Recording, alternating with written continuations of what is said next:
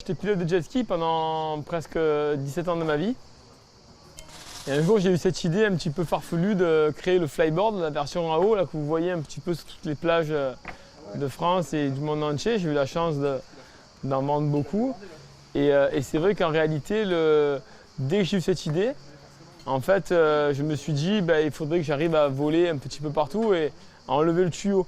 Sauf qu'il a fallu vraiment pas mal d'années pour vraiment le mettre au point et passer, on va dire, d'un rêve à une idée un peu plus concrète et qui est devenu un projet et qui finalement est devenu réel. Mais il a fallu presque 6 ans pour que ça prenne vie. Dans un bruit assourdissant, l'engin s'arrache du sol et transforme l'homme en oiseau.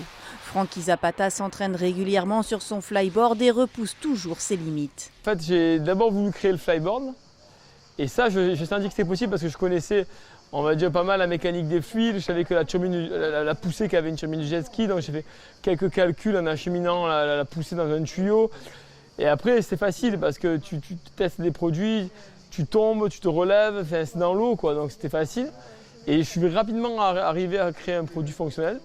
Par contre, pour ce qui est vraiment du flyboard air, je me suis dit oui, un humain, ça y est, un humain il vole et même mieux que ce qu'on voit dans les films, quoi. Avec les flyboards à eau, on faisait des backflips, des triple backflips, vraiment des figures que même les super-héros ne font pas. Et je me suis dit, mais si j'arrivais vraiment à créer cette poussée, mais sans utiliser l'eau, vraiment en compressant vraiment l'énergie, en créant l'énergie dans la planche, ça serait complètement fou, quoi. J'aurais un produit sorti des films. Et donc voilà, on a commencé à bosser là-dessus, imaginer plein de technologies différentes, de moteurs à hélice à moteurs électriques.